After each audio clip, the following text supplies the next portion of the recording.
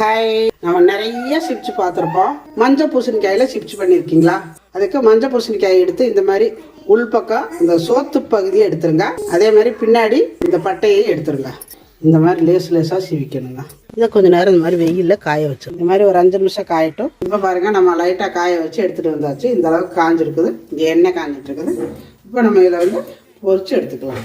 நல்லா அடுத்த பொறுமையாக வச்சு வேக விடணும். பாருங்கள், இப்போ இந்த அளவு செவந்தாலே போதும். இப்போ நம்ம எடுத்துக்கலாம். நல்லா சுருண்டு செவந்து வந்துடணும். உப்பு மிளகா நல்லா கலக்கிட்டு தூவிக்கங்க. நேந்திர சிப்ஸு, உருளைக்கிழங்கு சிப்ஸு, மரவள்ளி சிப்ஸு இதெல்லாம் விட இது டேஸ்ட்டாக இருக்குதுங்க. நல்லா இனிப்பாக ருசியாக இருக்குது. அதனால காரம் உப்பு நிறையா போடாமல் லைட்டாக போட்டுக்கோங்க. எடுத்து கடிச்சா மொறுன்னு இருக்கும் பாருங்க. நான் கடிச்சு காட்டுறேன். நல்ல மொறுன்னு இருக்குங்க. உடனே வெட்டி நம்ம எண்ணெய்களை போட்டு எடுக்கலாம். அது ரொம்ப நேரம் வேக விடணும். லைட்டாக அப்படி காய வச்சு எடுத்தோம்னா போட்ட உடனே மொறுன்னு வந்துடும். இதே மாதிரி நீங்களே செஞ்சு பாருங்க. டாடா பாய்.